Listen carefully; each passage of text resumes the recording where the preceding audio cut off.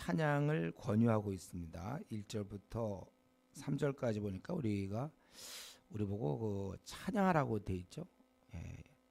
누가 찬양합니까? 여호와의 종들이, 주님의 은혜 받은 자들이 찬양하라.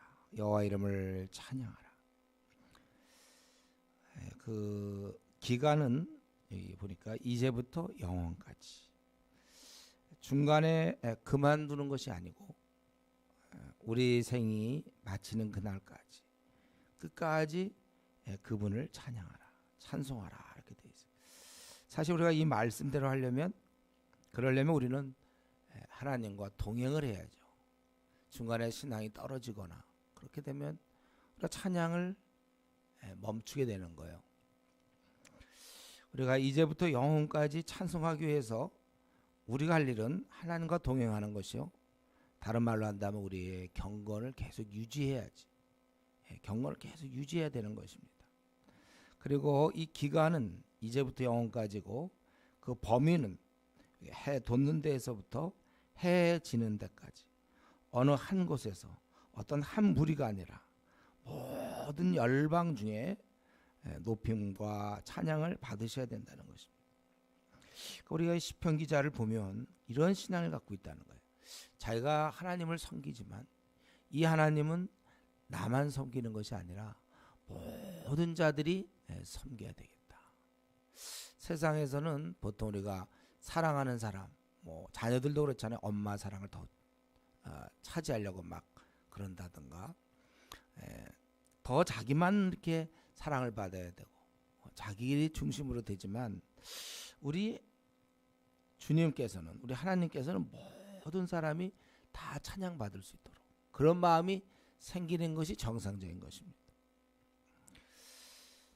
그럼 왜 이렇게 찬양을 해야 됩니까? 그것이 이제 4절부터 마지막 절까지 그 찬양의 이유가 4절에서는 그분께서 아주 높으신 분이신데, 높으시며 그 영광 하늘보다 높으시도다. 아주 높으신 분인데, 그런데 그분께서는 은혜로우신 분이라는 거예요. 높은 분이 거만할 수도 있고 자기 마음대로 할 수 있는데 그렇지 않고 그분은 아주 은혜가 많으신 분이다.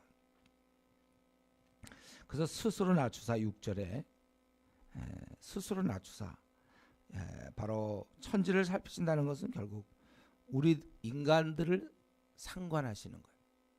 인간들을 상대하시는 것입니다. 차원이 안 되지만 그렇게 높고 존귀한 분이 자기를 낮추사, 스스로 낮추사 천지를 살피신다. 우리 인생들을 상관하고 계시며 가난한 자, 또 궁핍한 자를 높이게 하시고 또 지도자들, 그의 백성의 지도자들과 함께 세우죠. 이 가난하고 힘없는 자들, 궁핍한 자를 높이시는 거예요. 바로 저와 여러분이 그렇게 해당될 수도 있겠죠. 또 임신하지 못하던 여자를 집에 살게 하사 자녀들을 즐겁게 하는 어머니가 되게 하셨다. 어떤 슬픈 자, 고통스러운 자로 즐거운 자가 되게 하신다는 것입니다. 그러니까 그분은 높으신 분이지만 가만히 계시지 않고 우리 인생을 찾아오셔서 가난하고 약한 자들, 궁핍한 자들, 슬픈 자들을 그들을 신분과 지위를 바꾸시고 이 슬픈 자를 기쁘게 하시는 분이시라는 거예요. 그렇기 때문에 이러한 분을 찬양하자, 그렇게 시편 기자가 얘기하고 있는 것입니다. 우리가 할 일은 바로 이 찬양이며 그것은 이제부터 영원까지, 생을 마칠 때까지 계속해야 되는 것입니다. 그리고 하나님은 모든 민족, 해 돋는 데서부터 해 지는 데까지 찬양을 받으셔야 되는 것입니다. 이런 마음이 든다면 결국 그분이 모든 열방 가운데 찬양을 받게 하려면 결국은 우리가 선교에 힘써야 되고 또 우리가 선교사로 나가야 되는 것입니다. 이 일은 결국 누가 하는 거예요? 그분이 열방에 다 찬양을, 해 돋는 데부터 해 지는 데까지 찬양을 받기를 참으로 원한다면 그런 사람은 자기가 선교사로도 나가고 이렇게 하는 것입니다. 우리 하나님은 지극히 높으시지만 우리 인생을 상관하셔서 슬픈 자에게 기쁨을 주시고 자비를 베푸시는 분이다. 이거를 그냥 글로 읽어서는 안 되고 자기의 체험으로 이렇게 깨달아야 되는 것입니다.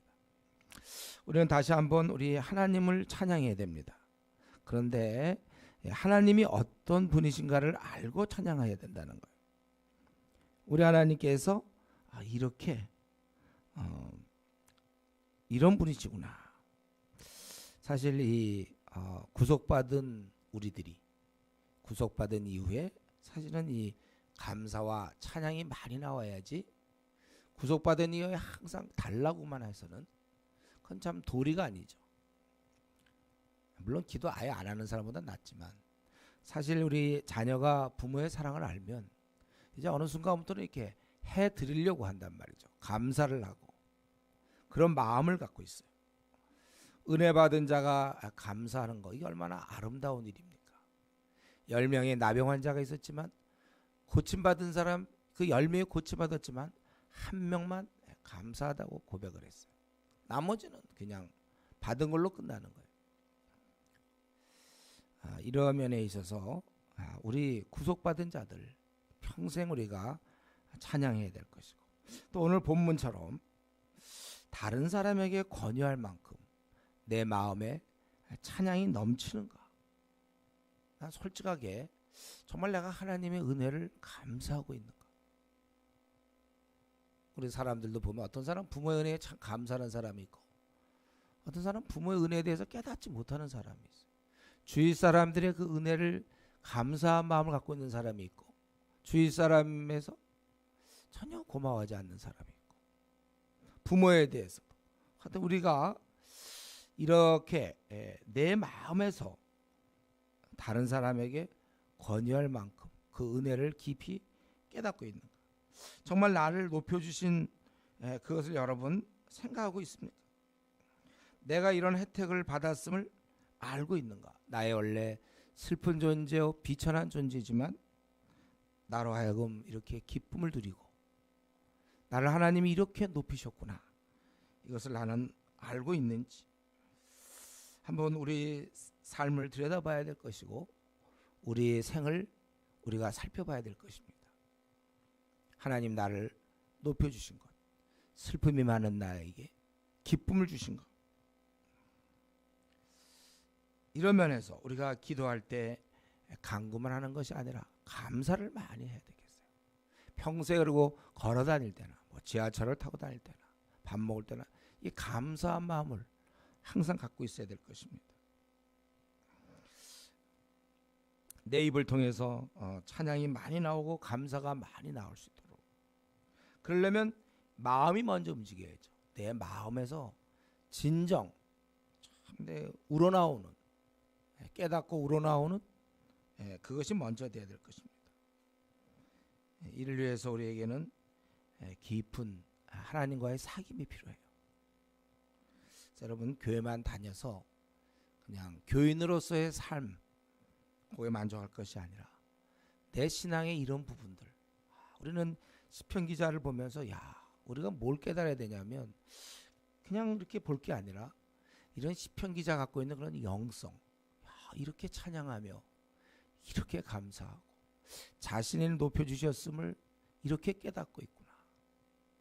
그래서 우리는 교회만 그저 벌써 3년 됐다, 5년 됐다, 10년 됐다가 아니고 교회를 다닌 만큼 점점 이런 골고루 우리의 영역을 개발시켜서 우리가 하나님께서 나를 이렇게 높으셨구나, 나를 높여주셨구나, 이걸 좀 깊이 깨닫고 시간이 가면 갈수록 더욱더 내 속 깊은 곳에서 찬양과 감사가 나올 수 있도록 우리 더 우리의 신앙 성숙을 위해서 노력하고 그것을 깊이 깨닫는 우리 성도들 되기를 바랍니다. 기도하겠습니다.